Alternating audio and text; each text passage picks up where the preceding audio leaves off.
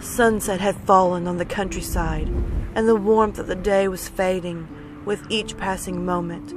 Vespers of an autumn breeze whispered through the fields, saying the amber stalks of corn into a somber dance. Yet with each swaying step, two interlopers were revealed, standing stark and defiant against the motion of their surroundings. In seeing their still forms, one might almost believe that they never breathed nor blinked. Such was certainly the common belief, perhaps shared even by the figures themselves, which made it all the more surprising when one of them spoke. "Oh, my arm hurts, Frank." The second figure remained motionless, though a flicker of expression may have crossed its face. "Frank, my arm hurts." "Dang it, Jed." With a shuffling of cloth and straw, Frank turned to face his partner. "When they sent you here, they said you were the best choice. You said you knew the rules. Now shut up before someone hears you." Silence returned to the field, broken only by the rustling of currents through the corn. Even a nearby stream, which bubbled happily in the hours of daylight, seemed to have hushed itself in preparation for the dusk. This night was an important one, and its task was all but sacred. "Aw, who's gonna hear us, Frank?" "It's not the point. What matters is if someone did. We ain't supposed to talk."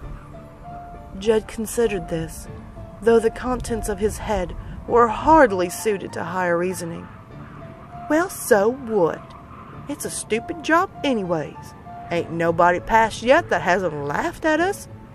Frank sighed, removed his hat, and scratched at his leathery skin. "Look, Jed, that may very well be. Fact is, it don't matter one bit.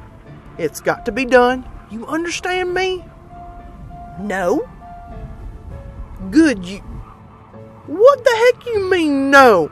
Ain't no one ever told you the story?" The straw around Jed's neck made a rasping noise as he shook his head. "Folks keep saying I'll learn it when I have the need. I've been starting to think they don't know it themselves." Oh, they know it all right." Frank cleared his throat and made a spitting motion at the ground, though his lips remained dry. "They know it, sure as they know their mamas. Just that, well, it ain't exactly pleasant talk." He sighed again, as much from the frustration of having to speak as from the thought of his next words. "See, there was a time, some many years ago, when these fields were beset by plague.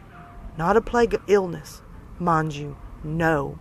This plague came as winged beasts from the sky.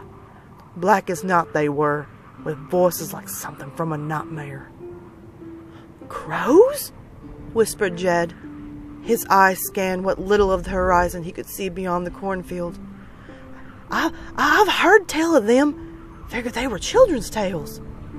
Frank shifted his weight, adjusting the rigid stick on which he rested his arms. "That they may be, but there's a truth in stories. Crows are real enough, even if one scarcely hears of them in anything but legend these days. Back when the terror was at hand, they descend on these fields and eat their fill, leaving precious little for folks who toiled with their seed. It brought a hardship on the land, leaving everyone desperate." "My arm still hurts, Frank." "We're talking, ain't we? Have a rest. Heck, sit down for all it matters now." Oh, thanks, Frank." Jed dropped from his post and crumpled to the ground, suddenly looking very much like a lifeless pile of rags. So what happened, Frank?" Though he opened his mouth to speak, Frank hesitated. On any other night, the words were just a story, but on this night, they might be something more. "You keep a listen for anything amiss, all right?" Jed nodded, and Frank resumed his tale. It was a dark time, to be sure, dark enough that some reckoning they might employ, a darkness of their own. He closed his eyes and recited the secret verse, known only to those who stood watch in the field. Gathered they the walls of green, left it dry by day, shaped into a sentinel in clothing that was hay, set upon the torment fields against the demon's call, given life by darkness, the men naught by straw, gave to them the hollowed charge upon the darkest night, paid the price of vigilance when absent was the light. Gathered they one of the young for empty demons' crawl, taken by the darkness, the men of naught but straw. "Straw men?" whispered Jed. "Straw men like us, Frank?" Frank's expression grew colder as he shook his head. Don't you be thinking that way. The straw men were something other than living, Jed. Scared the crows away, they did, but at a terrible cost. They were dead inside, you see, stayed where they were meant to, like statues, set for one night a year, when they'd come alive and have a reaping. Only it weren't corn they were taking away, but a child. One child left outside past sunset. Children are outside past sunset all the time, Frank. Not on this night, Frank hissed. He lowered his voice even further. On this night, the children wear masks. The straw men can't see those who hide their eyes, not unless they look at the straw men first. Jed fell silent, chastised. The sky had darkened considerably, with only the most tenacious rays of dying light still piercing the walls of corn. Somewhere in the distance, a woman's voice called out for her son. "Hey, Frank." "What?" "I still don't get it, Frank." Frank sighed yet again. "Don't get what?" "Why we're out here. Why we got to stand here like this. Why folks laugh at us. I mean, we're strong men, right, Frank?" In response, Frank launched a kick at his companion's leg. "Ow! What you gonna do that for, Frank?" "If you was a strong man," Frank said, "do you reckon that would have hurt? So how can you be a strong man?" "Well, I mean, it's pretend, ain't it, Frank?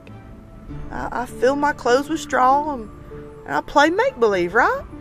Frank tapped a gloved hand against the side of his hat.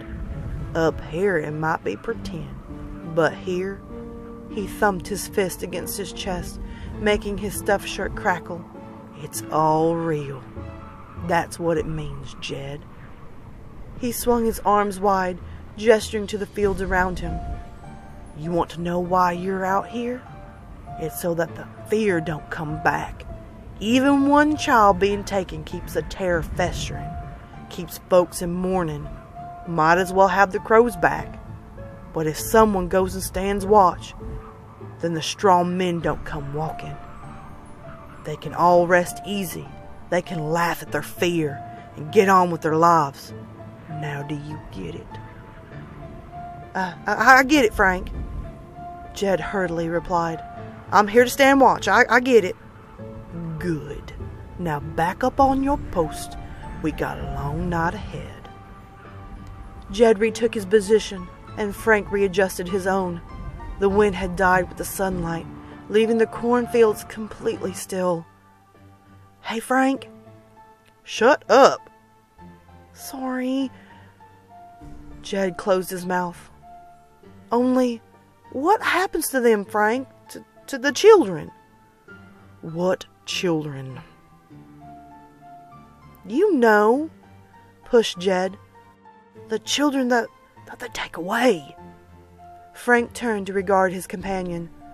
The poor boy was hardly out of his youth, with only the barest hint of stubble on his chin. Even in the darkness, an earnest innocence twinkled in his eyes. "You sure you want to know, Jed?" Jed turned to meet Frank's gaze. Yeah, Frank, I'm sure. As he had done before, Frank reached up to remove his hat. Only this time, his entire head came away, leaving a rigid cluster of yellow streaming from his shirt. They become straw men, Jed. They become straw men.